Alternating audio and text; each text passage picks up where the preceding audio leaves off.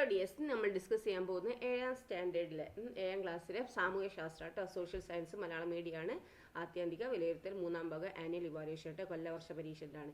അതിൽ ഒന്നാമത്തെ ക്വസ്റ്റ്യൻ നോക്കൂ. രേഖാചിത്രം നിരീക്ഷിക്കാനാണ് പറഞ്ഞിരിക്കുന്നത്. കണ്ടോ രേഖാചിത്രം?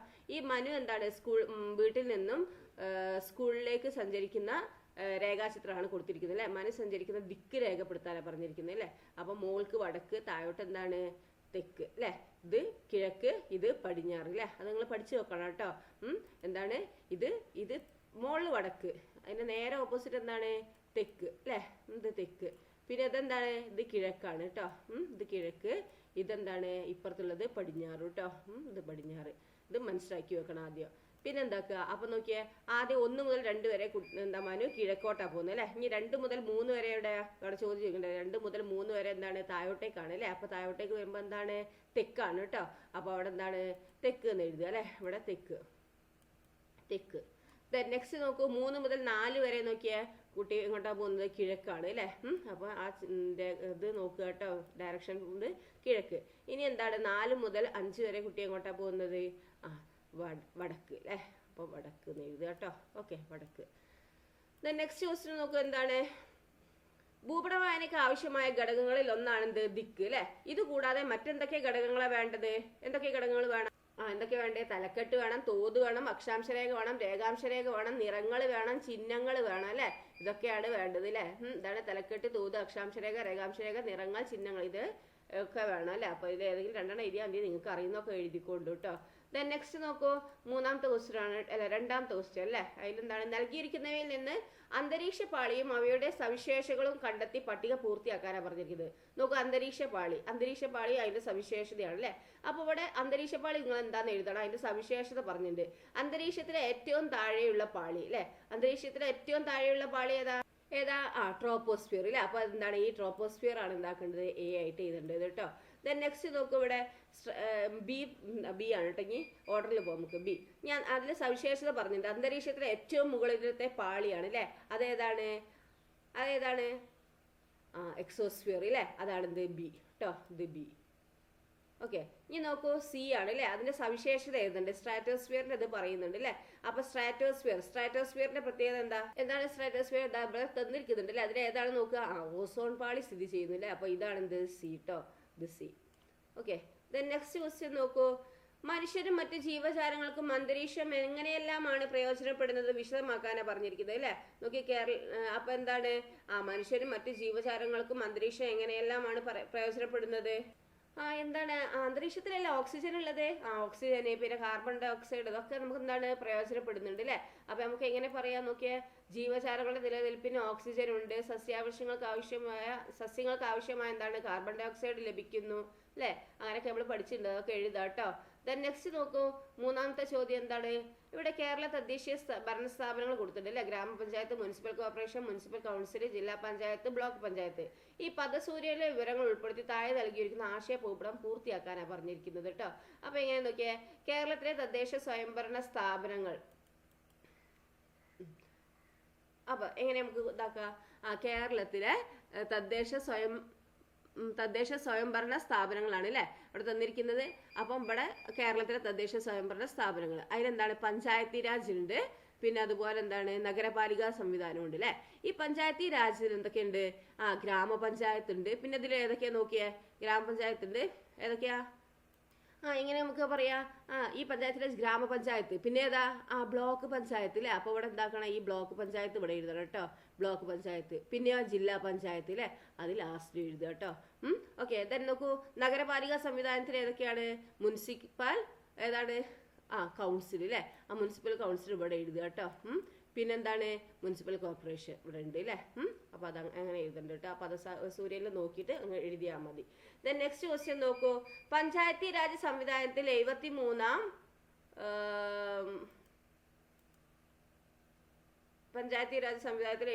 ഭരണഘടനാ ഭേദഗതിയിലൂടെ വരുത്തിയ മാറ്റങ്ങൾ എന്തെല്ലാം കുറിപ്പ് തയ്യാറാക്കാനാണ്. അപ്പൊ എന്തൊക്കെയാണ് ഈ പഞ്ചായത്തി രാജ് സംവിധാനത്തിലെ 73ാം ഭരണഘടനാ ഭേദഗതിയിലൂടെ വരുത്തിയ മാറ്റങ്ങൾ എന്തെല്ലാണ് അവിടെ പറയുന്നുണ്ട് അല്ലെ. എന്തൊക്കെയാ, ഗ്രാമസഭകളുടെ രൂപീകരണം, ഭരണ കാലാവധി 5 വർഷം, പട്ടികജാതി പട്ടികവർഗ സംവരണം, ത്രിതല പഞ്ചായത്ത് സംവിധാനം അല്ലെ. ഇതിലേതെങ്കിലും 2 എഴുതിയാൽ മതി. നിങ്ങൾക്ക് അറിയുന്നൊക്കെ എഴുതിക്കോട്ടോ. നെക്സ്റ്റ് നോക്കൂ, എന്താണ് നാലാമത്തതാണ് അല്ലെ. എന്താണ് മുൻകാല സംഭവങ്ങളെ കുറിച്ചുള്ള പഠനമാണ് എന്ത് ചരിത്രം എന്ന് പറയുന്നത് അല്ലെ. ആണല്ലോ, മുൻകാല സംഭവങ്ങളെ കുറിച്ചുള്ള പഠനമാണ് ചരിത്രം. നൽകിയിരിക്കുന്ന പ്രസ്താവനകൾ താരതമ്യം ചെയ്ത് പ്രാദേശിക ചരിത്രവുമായി ബന്ധപ്പെട്ട ശരിയായ പ്രസ്താവനകൾ കണ്ടെത്താനാണ് പറഞ്ഞിരിക്കുന്നത്. നോക്കൂ, ഒന്നാമത്തെ നോക്കിയ വിശാലമായ പ്രദേശത്തിന്റെ ചരിത്രം രേഖപ്പെടുത്തുന്നു. നമുക്ക് എന്താ പ്രാദേശികമായുള്ളതാണ് പറഞ്ഞിരിക്കുന്നത് അല്ലെ. പ്രാദേശിക ചരിത്രമായിട്ട് ബന്ധപ്പെട്ടാണ് ചോദിച്ചിരിക്കുന്നത്. അപ്പൊ വിശാലമാണോ? പ്രാദേശികം എന്ന് പറഞ്ഞാൽ നമുക്ക് വിശാലമായിട്ടൊന്നും വേണ്ട അല്ലെ. അപ്പൊ അത് വേണ്ട കേട്ടോ.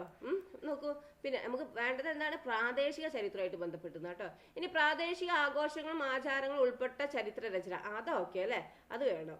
ദെൻ നോക്കൂ, ചെറിയ ഭൂപ്രദേശത്തിന്റെയോ സംഭവങ്ങളുടെയോ ചരിത്രാന്വേഷണം, ചെറിയൊരു പ്രദേശം, അതാണ് പ്രാദേശികം, അതും ശരിയാണ് അല്ലെ. ഇനി നോക്കൂ, ഭൂതകാല സംഭവങ്ങൾ, സംസ്കാരങ്ങൾ എന്നിവയെ വിശാലമായ കാഴ്ചപ്പാടിൽ വിലയിരുത്തുന്നു, അത് വേണോ? വേണ്ട അല്ലെ. നാലാമത്തത് വേണ്ട. വിശാലമായിട്ടല്ല, നമുക്ക് പ്രാദേശികമായുള്ള ചരിത്രമാണ് അല്ലെ. അപ്പൊ നമുക്ക് എന്താ 2, 3 ശരി അല്ലെ. അപ്പൊ ഓപ്ഷനിൽ നോക്കൂ, 2, 3 ശരി, ഏതാ? ബി അല്ലെ. 2, 3 ശരി, ഇതാണ് നമ്മളെ ആൻസർ കേട്ടോ. ദെൻ നെക്സ്റ്റ് ക്വസ്റ്റ്യൻ നോക്കൂ, എന്താണ് ചരിത്ര രചനയെ സഹായിക്കുന്ന പ്രധാന സ്രോതസ്സുകൾ ഏതൊക്കെയാണ് നോക്കിയാ? ചരിത്ര സ്മാരകങ്ങൾ, സാഹിത്യ സ്രോതസ്സുകൾ, കോട്ടകളും കൊട്ടാരങ്ങളും, പുരാലിഖിതങ്ങൾ, നാണയങ്ങൾ അല്ലെ. ഇതൊക്കെ എഴുതിയാൽ മതിയെ. ദെൻ നെക്സ്റ്റ് ക്വസ്റ്റ്യൻ നോക്കൂ, എന്താണ് ചരിത്ര രചനയിൽ വർത്തമാന പത്രങ്ങളുടെ പ്രാധാന്യം വിശദമാക്കാനാ പറഞ്ഞിരിക്കുന്നത് കേട്ടോ. അപ്പൊ എന്താണ്? വിദേശാധിപത്യത്തിന്റെ ചരിത്രം മനസ്സിലാക്കാന്, പിന്നെ രാഷ്ട്രീയം, സാമൂഹിക സാമ്പത്തിക ചരിത്രം മനസ്സിലാക്കാൻ അല്ലെ. ഇതൊക്കെ എന്താണ്? ഇതൊക്കെയാണിത് ഈ ന്യൂസ് പേപ്പർ, അതായത് പത്രത്തിന്റെ അല്ലെ, പത്രത്തിന്റെ എന്താണ് വർത്തമാന പത്രങ്ങളുടെ പ്രാധാന്യം. ഓക്കെ, ദെൻ നെക്സ്റ്റ് ക്വസ്റ്റ്യൻ നോക്കൂ. 5ാമത്തെ ചോദ്യത്തിൽ 2 ചോദ്യങ്ങളുണ്ട്, 5A 5B അല്ലെ. ഇതിൽ ഒന്നിന് മാത്രം ഉത്തരം എഴുതിയാൽ മതി അല്ലെ. നോക്കാം. African National Congress Youth league എന്ന യുവജന സംഘടന രൂപീകരിച്ചത് ആരാണ്? ഇവിടെ ഓപ്ഷൻ തന്നിട്ടുണ്ട് അല്ലെ. ആരാണ്? നോക്കൂ, വാൾട്ടർ സിസർ ഉണ്ട്, ഒലിവർ താംബോ ഉണ്ട്, നെൽസൺ മണ്ടേല ഉണ്ട്, ഡെഡ്മണ്ട് ടുട്ടു ഉണ്ട് അല്ലെ. നമുക്ക് എന്താ African National Congress Youth League ഇതാക്കിയ ആരാണ്? നെൽസൺ മണ്ടേലാണ് അല്ലെ. ഓക്കെ, ആഫ്രിക്കൻ നാഷണൽ കോൺഗ്രസ് എന്ന സംഘടനയുടെ രൂപീകരണത്തിലേക്ക് നയിച്ച സാമൂഹ്യ സാഹചര്യങ്ങൾ എന്തെല്ലാമായിരുന്നു എന്നാണ് ചോദിച്ചിരിക്കുന്നത് അല്ലെ. അപ്പൊ നോക്കിയേ, എന്താണ്? വെള്ളക്കാരാൽ നിയന്ത്രിക്കപ്പെട്ട ദക്ഷിണാഫ്രിക്കൻ പാർട്ടി ആയിരുന്നത് ദക്ഷിണാഫ്രിക്കയിൽ അധികാരത്തിലെത്തിയ അല്ലെ. അപ്പൊ എന്താണ്? വെള്ളക്കാരാൽ നിയന്ത്രിക്കപ്പെട്ട ദക്ഷിണാഫ്രിക്കൻ പാർട്ടി ആയിരുന്നു ദക്ഷിണാഫ്രിക്കയിൽ എന്താണ് അധികാരത്തിലെത്തിയത്. വെള്ളക്കാർ തദ്ദേശീയരായ ജനങ്ങളെ എന്താണ് ദോഷകരമായി ബാധിക്കുന്ന നിരവധി നിയമങ്ങൾ കൊണ്ടുവന്നു അല്ലെ. ഈ നിയമങ്ങൾ വംശീയ വേർതിരിവ് കാരണമായി ജനങ്ങൾക്ക് എന്താണ് സഞ്ചാര സ്വാതന്ത്ര്യം വരെ നിഷേധിക്കപ്പെട്ടു അല്ലെ. ഓക്കെ, അപ്പൊ അതങ്ങൾ എഴുതുക കേട്ടോ. ദെൻ നെക്സ്റ്റ് ക്വസ്റ്റ്യൻ നോക്കൂ, എന്താണ് 5B അല്ല ഇതില്ലേ. ഇനി 18ാം നൂറ്റാണ്ടോടെ, ഒന്നുകിൽ അത് എഴുതുക അല്ലെങ്കിൽ ഇത് എഴുതാനാണ് പറഞ്ഞിരിക്കുന്നത് കേട്ടോ. 18ാം നൂറ്റാണ്ടോടെ ബ്രിട്ടീഷുകാർ ദക്ഷിണാഫ്രിക്കയിൽ എന്താണ് എത്തിച്ചേർന്നു. അപ്പൊ ദക്ഷിണാഫ്രിക്കയിലെ കോളനിവൽക്കരണം ബ്രിട്ടന് നേട്ടമായത് എങ്ങനെയെല്ലാം കുറിപ്പ് തയ്യാറാക്കുക. അപ്പൊ ദക്ഷിണാഫ്രിക്കയിലെ കോളനിവൽക്കരണം എന്താണ് ബ്രിട്ടന് നേട്ടമായത് എങ്ങനെയെല്ലാം എന്നാണ് ചോദിച്ചിരിക്കുന്നത്. നോക്കൂ, അളവറ്റ സമ്പത്ത് കൈക്കലാക്കുക, മറ്റു യൂറോപ്യൻ രാജ്യങ്ങളുടെ മേൽ അധീശത്വം സ്ഥാപിക്കുക, ഏഷ്യൻ വൻകരയിലേക്കുള്ളത് സഞ്ചാരത്തിന് ഇടത്താവളമാക്കുക, ലോകത്തിന്റെ വിവിധ ഭാഗങ്ങളിൽ കൂടുതൽ ഭൂപ്രദേശങ്ങൾ സ്വന്തമാക്കുക. ഇതൊക്കെ എന്താക്കുക നിങ്ങൾക്ക് എഴുതാം. ഇനി നിങ്ങളതായിട്ടുള്ള രീതിയിൽ നിങ്ങൾക്ക് എഴുതാട്ടോ. ഇതന്നെയല്ല എഴുതേണ്ടത്, നിങ്ങളതായുള്ള രീതി. അപ്പൊ എന്താണ്? അളവറ്റ് സമ്പത്ത് കൈക്കലാക്കുക, മറ്റു യൂറോപ്യൻ രാജ്യങ്ങളുടെ മേൽ അധീശത്വം സ്ഥാപിക്കുക, ഏഷ്യൻ വൻകരയിലേക്കുള്ള സഞ്ചാരത്തിന് ഇടത്താവളമാക്കുക, ലോകത്തിന്റെ വിവിധ ഭാഗങ്ങളിൽ കൂടുതൽ ഭൂപ്രദേശങ്ങൾ സ്വന്തമാക്കുക അല്ലെ. ഇതൊക്കെ എഴുതുക കേട്ടോ. അതിൽ കൂടുതൽ നിങ്ങൾക്ക് എഴുതാം കേട്ടോ. നെക്സ്റ്റ് ക്വസ്റ്റ്യൻ നോക്കൂ. താഴെ പറയുന്നവയിൽ ദക്ഷിണാഫ്രിക്കയുടെ അയൽ രാജ്യം അല്ലാത്തത് ഏതെന്ന് ചോദിച്ചിരിക്കുന്നത്. താഴെ പറയുന്നവയിൽ ദക്ഷിണാഫ്രിക്കയുടെ അയൽ രാജ്യം അല്ലാത്തത് ചോദിച്ചത്. തന്നിരിക്കുന്നത് എന്തൊക്കെയാ? സിംബാബ്വെ തന്നിട്ടുണ്ട്, സാംബിയ തന്നിട്ടുണ്ട്, മൊസാംബിക് തന്നിട്ടുണ്ട്, നമീബിയ തന്നിട്ടുണ്ട് അല്ലെ. അപ്പൊ ഇതിലേതാണ്? സാംബിയ. ഓക്കെ, അപ്പൊ എന്താണ്? സാംബിയ ആണ് കേട്ടോ. ഓക്കെ, നെക്സ്റ്റ് ക്വസ്റ്റ്യൻ എന്താ നോക്കിയേ, എന്താണ്? 6ാമത്തെ ചോദ്യമാണ്. 6Aയും Bയും ഉണ്ട്. അതിൽ ഏതൊരു 6A അല്ലെങ്കിൽ 6B അല്ലെങ്കിൽ ഒന്ന് ഉത്തരം എഴുതിയാൽ മതി കേട്ടോ. ഇത് നോക്കൂ, ഇവിടെ ഒരു ഗ്രാഫ് വന്നിട്ടുണ്ട് അല്ലെ, ബാർ ഗ്രാഫ് തന്നിരിക്കുന്നത് അല്ലെ. കേന്ദ്ര സർക്കാരിന്റെ 5 വർഷത്തെ പൊതുചെലവ് സംബന്ധിച്ച ഡയഗ്രാമാണ് നൽകിയിരിക്കുന്നത്. ഇത് അപഗ്രഥിക്കുമ്പോൾ ലഭിക്കുന്ന നിഗമനങ്ങളിൽ ശരിയായവ തെരഞ്ഞെടുത്ത് എഴുതാനാണ് പറഞ്ഞിരിക്കുന്നത്. നോക്കൂ, ഇവിടെ നോക്കിയാൽ 2018 to 19, 2019 to 20, 2020 to 21, 2021 to 22, 2022 to 23 തന്നിട്ടുണ്ട് അല്ലെ. അപ്പൊ എന്താണ് ഇവിടെ നോക്കുന്നത്? അതില് പൊതുചെലവ് അല്ലെ ലക്ഷം കോടിയിലാണ്. 23.14 കോടിയിൽ ലക്ഷം കോടിയിൽ അല്ലെ.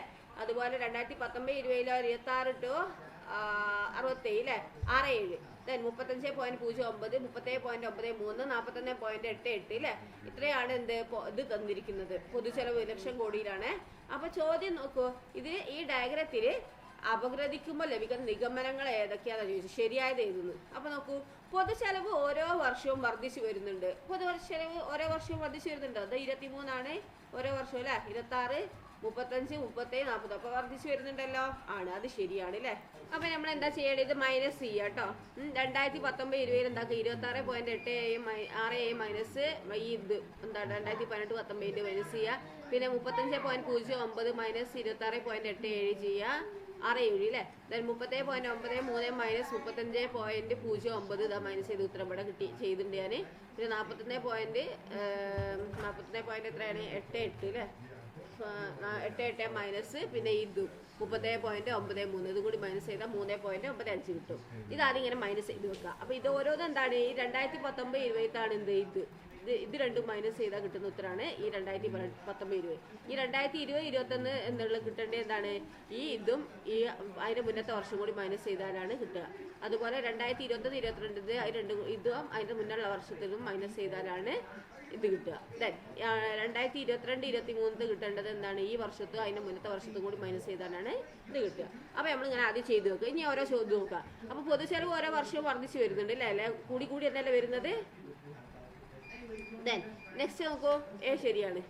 ദെൻ നെക്സ്റ്റ് എന്താണ്, ഓരോ വർഷത്തെയും പൊതുചെലവ് പരിശോധിക്കുമ്പോൾ ഏറ്റവും കൂടുതൽ വർധനവുണ്ടായത് 2020-21 വർഷത്താണ്. അപ്പോൾ ഇത് ഏറ്റവും കൂടുതൽ ഏതാണ്, ഇതായത് 8.42 അല്ലേ. 5 വർഷം നോക്കിയാൽ 2020-21. അപ്പോൾ അതും ശരിയാണ് അല്ലേ.